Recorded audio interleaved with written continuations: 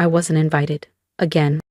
The email came on a Monday morning, just as my coffee went cold, and I was halfway through organizing logistics for an upcoming medical symposium. The subject line: Brooks Family Beach Week, 2025. RSVP now. Blinked cheerfully from my screen, like a cruel joke. I clicked it, before my better judgment could stop me. There they were: Trinity, Bryce, Aunt Mel, Cousin Darren, who's been MIA since the Bush administration, all CC'd. Each reply was full of sunny nostalgia and emojis. Someone even posted a sunset photo of the fire pit. The same fire pit where I once roasted marshmallows at 8 years old, unaware that in our family, love came with expiration dates. But my name? Not there. Not in the list, not in the replies, not even as a typo. They hadn't forgotten me, they'd excluded me. Again. 10 years. That's how long it had been since my name last showed up on one of those threads. 10 years of awkward maybe next times, of must gone to spam, of being told I was too sensitive, too distant, too dramatic. And every time I swallowed it, tried to smile through the weight of erasure, tried to believe that maybe next year they'd remember I still existed. But this time, I didn't call Trinity crying. I didn't ask why. I didn't fight for a seat at their table. Because this time I owned the table. Or more specifically, I owned the beach house. The very house where they planned to gather. The same one where my mother toasted her 30th anniversary while forgetting to tell me. The one where Trinity posed for her maternity shoot. The place they all treated like a shrine to family unity, while simultaneously editing me out of the photo albums. They had no idea it was up for sale, quietly listed, no family text thread, no group vote. Just another real estate transaction, offloaded like an old piece of furniture when the market dipped. I stared at the listing, the wraparound porch, the shell-colored siding, the balcony where Dad used to read Steinbeck out loud. My cursor hovered over contact agent, then clicked. What happened next unfolded like a slow, precise symphony, the kind of music you only hear after surviving silence. A week later, I stood in front of the storage unit I hadn't opened in years. Unit 43B smelled like old books and cedar dust. I found the trunk, my grandmother's, and inside it, her seashell-covered journal and a letter addressed to me. Open only when you stop looking for permission. Her handwriting was slanted and shaky, but the message was clear. Beneath the note was a trust document. Legal. Real. Empowering. A clause in her estate gave me controlling interest in the property if the current deed holders, my parents, ever defaulted on taxes or maintenance, which they had. That day, I walked into a Newport Beach law office and left with more than a legal briefing. I left with power. 2 weeks later, the deed was in my name. They never saw it coming. Ownership came quietly, with no fanfare. No fireworks, no keys handed over with a congratulatory bow, just a notification in my inbox and a line on a property record that now bore my name. But sometimes, silence is louder than celebration. And for me, it carried the weight of generations. The irony didn't escape me. The house that had hosted a decade of family memories, each one carefully crafted to exclude me, was now legally mine. I didn't gloat, I didn't post about it. I didn't even tell Savannah, my only real ally in that entire bloodline, until the paperwork was final. Instead, I booked myself the master suite, under the name Miss C. Brooks. 3 nights, ocean view, champagne on ice, firm pillows, privacy preferred. A week later, their cars began rolling into the driveway. Trinity's spotless white Audi, Nelson's obnoxious black SUV, tinted windows and ego. My mother's aging sedan, still proudly bearing the world's best grandma sticker she never earned with me. I waited just long enough for them to check in. I could see it play out from the cafe across the street. Trinity gesturing wildly at the front desk, Nelson lounging at the counter like he owned the property. My mother standing behind them, composed but cold. Then I walked in. The lobby's tile floor clicked beneath my heels as I approached the desk. The receptionist looked up, and recognition flickered. "Ah, Miss Gellhorn," she said with a knowing smile, "just explaining the guest list situation." I didn't glance at my family. I didn't need to. "There's no need to escalate," I said. "Let's clarify things." Trinity turned, face flushed. "What the hell is this?" Nelson scoffed. "Is this a joke? You think this is funny?" "I think it's overdue." Handed over my ID. "The deed transferred 3 weeks ago. The property is mine."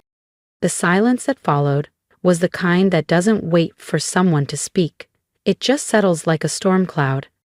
My mother's voice cracked. You bought it? Without telling us?" "No, Mom," I said gently. "I didn't need your permission."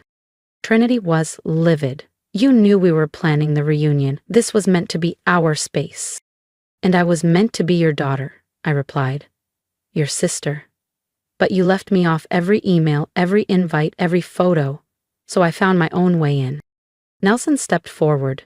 "You think you can just kick us out?" "No," I said, calm and unmoved. "I think I can reclaim something. That's different." Then I turned to the receptionist. "Please escort anyone not listed under my guest registry. Kindly, of course. Their family." Security came, nothing dramatic, just procedure. Trinity muttered something about lawyers. I reminded her to check the clause about unpaid property taxes and maintenance failures in Grandma's trust. My mother's voice trembled again. "Do you hate us that much?"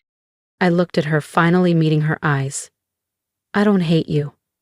I just stopped hoping you'd change." Then I turned and walked away. The fallout didn't take long. 3 days after I checked into the master's suite, the knock came, not at the door, but on the beach-facing window. A man with a microphone, camera crew behind him, standing in the halo of a news van's headlights. It was the kind of knock that announces not just intrusion, but accusation. "Miss Gellhorn," he said, as soon as I cracked the door, "can you confirm whether you coerced your elderly father into signing over the family home? Sources say he was not of sound mind." The red light on the camera blinked like a threat. I didn't reply. I closed the door in his face and walked away. My phone lit up seconds later. Emails, texts, screenshots. One was from a former neighbor. "Is this true?" Another from a cousin I hadn't spoken to since Grandma's funeral. "You okay?" Then the worst of it. A temporary injunction notice. I was being accused of elder manipulation. Occupancy was being challenged. And Trinity, she was behind it. Savannah forwarded me the post. Trinity, in her whitewashed Instagram tone, had written, "A woman who turns on her own family was never raised with love to begin with. I pray for her soul." Below that, an avalanche of emojis, pity-laced comments, and "so sorry for your family" replies from strangers who didn't even know I existed 2 weeks ago. They were painting me as a predator, the forgotten daughter turned villain. And the saddest part? For a moment, I almost believed them. But then, Savannah stepped in. With proof. Screenshots, family group chats, private DMs, emails. Trinity mocking me for being emotionally fragile? My mother writing, "She's too busy being important to care about family. Don't feel bad excluding her. She's used to being alone." The silence that followed wasn't empty. It was brimming with clarity. I wasn't crazy. I hadn't imagined it. They hadn't just forgotten me. They'd erased me. Rewritten my identity in rooms I wasn't invited to. And now I had receipts. The morning of the hearing was gray. Overcast, in the kind of way that makes the world feel like it's holding its breath. I walked into the courtroom alone. No entourage. No designer suit. Just me, wearing Grandma's favorite navy dress and clutching a folder filled with everything they never thought I'd find. Trinity sat 2 rows ahead, back rigid in a pristine white pantsuit. My mother was next to her, lips pursed like always. Nelson didn't show. The case was called Gellhorn v. Brooks. Petition for injunction against the sale of family real estate. Trinity's lawyer stood slick, young, too rehearsed. Your Honor, he began, we contend that Miss Gellhorn manipulated her father into transferring the deed while he was no longer mentally competent. The judge looked at me. Miss Gellhorn? I stood, voice steady. With the court's permission, I'd like to submit audio and video evidence of consent, along with documentation showing years of targeted exclusion. He nodded. The bailiff dimmed the lights. And then, my father's voice filled the courtroom. Clear, unmistakable, calm. I want Kalia to have this place, he said on the video, seated beside me on the porch 2 summers ago. She's the only one who came back for me after the fall. The only one who ever asked how I was doing, not what I could give. A murmur rippled across the courtroom. Even my mother flinched. Then came the audio, Trinity's voice from a group call Savannah had recorded 6 months earlier. Let her rot in her condo. She was never part of this family. Not really. If she wanted in, she should have been easier to control. The silence afterward was deafening. The judge leaned forward. This court finds no basis for injunction. The evidence reflects clarity of intent from the deceased and a documented pattern of family exclusion. Ms. Gellhorn acted lawfully. Case dismissed. He paused, then added, this court is not here to validate cruelty disguised as tradition. I walked out without looking back. Outside, the press hovered again, but I only said one thing. Sometimes, the only way to break a cycle is to walk away holding your truth. The court ruling didn't feel like a victory. Not right away. It felt like stillness, like something had been unclenched inside me after being held too tightly for far too long. The weight of proving I belonged, of asking to be seen, had finally been set down. But that was only the beginning. The real reckoning came later, when I drove back to the beach house. The ocean wind greeted me like it had been waiting. It carried the scent of salt and something softer, maybe quiet, the kind of breeze that doesn't demand attention, just reminds you to breathe. I stepped onto the gravel driveway, slowly, keys in hand. No longer a visitor, no longer an outsider. The house was quiet, sun-washed, and still. It sighed. It looked like they'd left in a rush. A half-empty water glass sat on the counter. A towel draped over the railing. Picture frames lined the hallway walls. Snapshots of children laughing, toasts raised, summer meals under golden skies. I paused in front of one. Trinity's kids, gathered around the fire pit. The same fire pit where I once sat with sticky marshmallow fingers and believed I was part of something permanent. I didn't take the photo down. I walked past it. Upstairs, in the master bedroom, I stood at the window and looked out over the ocean. My name was on the deed now, but it wasn't about that anymore. It was about the space they'd claimed as theirs, without ever asking if it hurt me to be left out. The house was never the prize. Just the simple. In the corner room, once my grandmother's office, I opened a drawer I hadn't dared to touch before. Inside, tangled and dust-covered, was the old wind chime we'd made together when I was 8. Seashells on frayed string, initials painted in shaky brush strokes. My C had faded completely. I didn't try to repaint it. I just took the whole thing downstairs, laid it on the kitchen table, and began to repair it, thread by thread. No glue, no shortcuts. Just care. The wind through the screen door carried a rhythm, and I let it guide my hands. When it was done, I hung the chime outside the porch, where it belonged.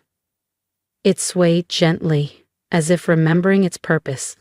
That afternoon, Savannah showed up with a bottle of wine and a grocery bag. You didn't think I'd let you settle in without Pinot and paper towels, did you? She grinned.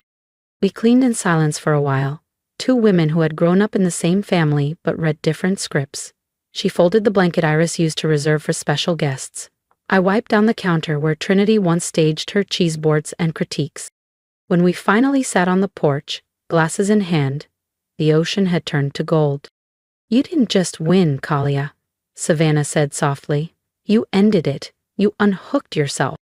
An answer. I watched two pelicans skim low over the waves, wings stretched wide and unbothered. An hour later, a knock came at the gate. I tensed.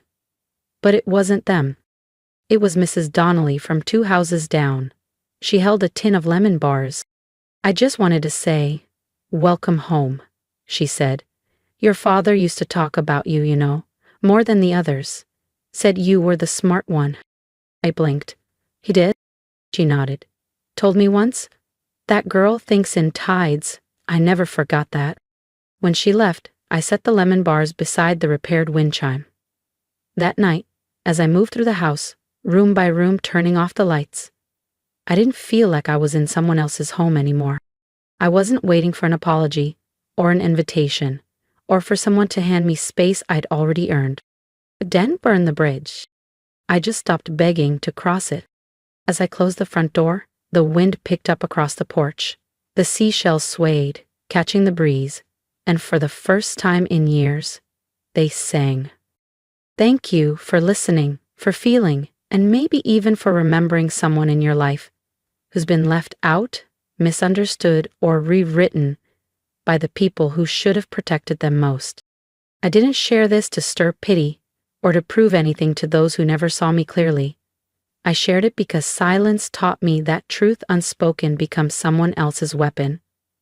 And reclaiming that truth? That's a war worth waging. Not for revenge, but for restoration. If you saw yourself in my story, even in small, painful echoes, I want to hear from you. Leave a comment below. Tell me where you've had to stand alone, where you chose peace over permission. Let's not keep those stories buried anymore. And if something in you wants to say, "Kalia, you were right to take back your place," then say it. I'll read every single word. Here is my advice. For you and for me. You don't need to burn bridges. Just stop building them for people who never planned to cross. Stop folding yourself smaller to make others feel bigger. Family isn't defined by DNA or matching holiday sweaters. It's defined by who claps when you rise, who stays when it's quiet, and who remembers your name without needing to be reminded. You are not too sensitive. You are not too much. You are not hard to love. You are whole. You are allowed to reclaim your voice, your space, and your story without apology. So go on, say what they tried to erase. Be the first to speak, or the last to leave. But always, always be the one who stayed true to herself. With strength. Kalia.